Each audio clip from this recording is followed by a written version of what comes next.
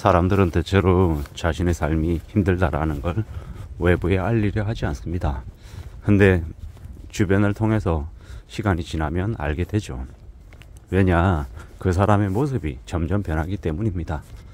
제가 아는 이 전직장 고참은 지금 현재 이 7개월, 8개월 정도 쿠팡의 물류센터 심야조로 일을 하고 있습니다. 한때는 이 모 식품 기업의 상무로 재직했었고 되게 이제 연봉을 많이 받던 시절도 있었어요.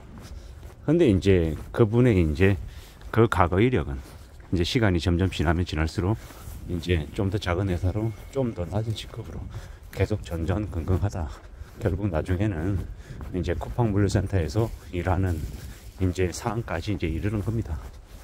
예, 가지고 있던 집은 이제 팔고 또 전세로 옮기고 계속해서 생활고에 시달렸던 게 6년 7년 이렇게 됐습니다. 지금은 이제 그저 물류센터에서 땀 흘리고 조용히 묵묵히 지내는 쪽으로 지금 선택하셔서 지금을 지내고 있습니다. 근데 생각보다 되게 겉으로 보이는 것하고 다르게 되게 힘들고 어렵게 살아가는 사람들이 많은 게 지금입니다. 사람들 겉모습만 보고 그 사람의 경제 상황을 판단할 수 없는 것 같습니다. 겉으로 볼 때는 되게 수입차에 되게 이 멋진 복장을 하고 있어서 정말 잘 나가는 것처럼 보이고 대단해 보이는 것처럼 이렇게 여겨지는데 실상은 빈털터리인 이들이 적지 않더라는 겁니다.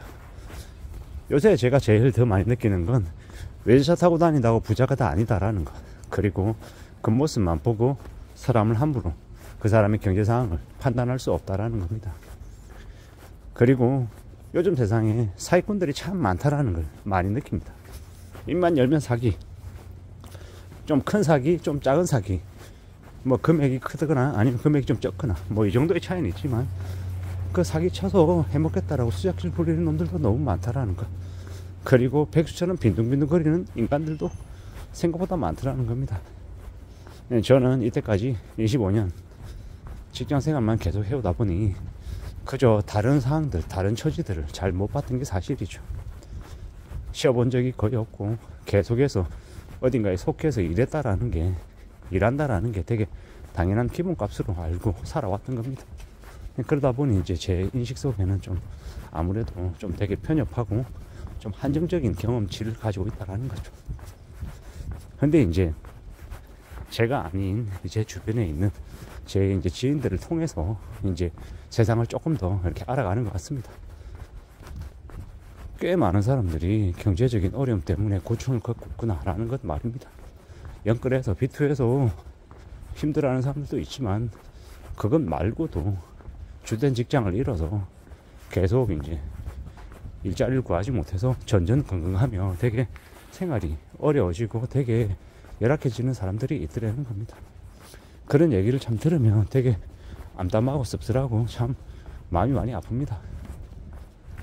그리고 저는 이제 제 스스로 제 자신의 처지를 이렇게 들여다보면서 감사해야 되는구나, 정말 고마워하고 감사하고 지금 이렇게 지낼 수 있다는 것 자체에 감사하며 살아야 되는구나 라고 생각합니다. 그게 되게 고맙고 되게 감사한 거다라는 걸 자꾸 이제 느끼는 겁니다. 물론 남하고 비교해서 그 사람보다 내 처지가 낫네 하고 우쭐대려고 하는 마음이 절대 아닙니다.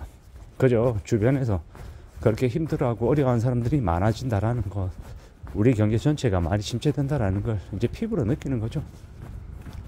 또 다른 지인은 둔촌 주공 입주해야 되는데 대출이 안 나와서 되게 힘들어하고 있습니다. 또 다른 이는 주택을, 아파트를 다채는 채 가지고 있는데 집이 나가지 않아서 되게 골머리 아파하고 있고요. 평가 금액은 되게 많은데 실제로 돈이 모자라서 허덕이고 있고, 또 다른 이는 이제 부모가 이제 강남에 비싼 아파트를 가지고 있는데 아파트 한 채는 거주하고 한 채는 전세 주고 있고 움켜쥐고 있는 거죠. 근데 당장 현금 흐름은 나오지 않다 보니 이제 자식 내외에게 계속 이제 손을 내밀어서 생활비로 가져가고 있는 금액이 적지 않아서 마치 연끌해가지고 주택담보대출 원리금 내듯이 이제 부모에게 매달 줘야 되는 그런 상황. 이제 부모가 강남에 있는 그 비싼 아파트 두 채 중에 한 채를 팔면 경제적으로 훨씬 이득이 있을 텐데 집값이 계속 오른다며 집을 절대 팔지 않으려 해서 이 부모와 자식 간에 이제 갈등이 있는 것, 뭐 여러 가지 인생관 군상들을 봅니다. 보면서 대체로 이 귀결되는 게 돈 문제더라는 거죠. 세상의 상당 부분이 돈 문제 때문에 벌어지는 거구나. 그리고 그 돈 문제를 좀 잘 해결하며 살면 그래도 삶이 괜찮아지는 거고, 돈 문제가 해결이 안 되면 이 가족의 삶이 순식간에 무너지는구나 라는 생각을 요즘 와서 많이 하게 되었습니다. 돈 문제, 돈은 있어도 없어도 뭐 다 자기 복대로 살아가는 거다, 이렇게 얘기하며 돈 버는 일에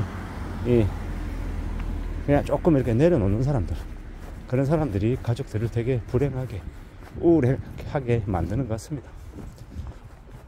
이 가족의 생활비가 항상 들어가는 게 월 대략적인 이 금액이 있는 건데, 그 금액이 안 들어오면 이 집의 분위기는 순식간에 무너집니다.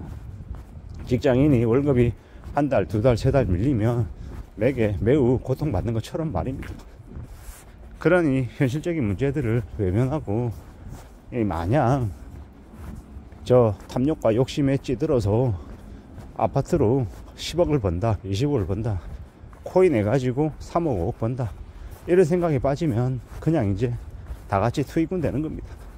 지금은 이제 코인 가격 올려서 이 젊은 청년들의 이 마음을 펌프질하고 있는 것 같습니다. 코인이 3억이 된다, 5억이 된다, 10억도 될 수 있다, 뭐 이런 얘기들도 많이 나오던데요. 뭔가 비정상인 건 분명한 것 같습니다. 다들 그렇게 돈을 쉽게 벌고 다들 부자 될 것 같으면 세상 사는데 걱정이 없겠죠. 근데 현실은요, 그렇지 못하다라는 겁니다. 현실을 똑바로 바라보고 내가 어떻게 살아갈 건지를 잘 정해놓아야 될 것 같습니다. 그러지 않으면 우리가 살아가는 삶이 언제든 수틀리고 뒤집어지고 엉망된다라는 걸 명심도 명심하게 됩니다. 살아가는 게 참 쉽지 않다라는, 어렵다라는 걸 명심해야 될 것 같습니다.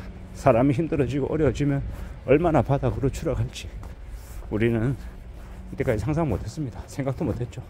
근데 이제는 그런 지경에 놓이는 사람들이 되게 많아진다라는 거.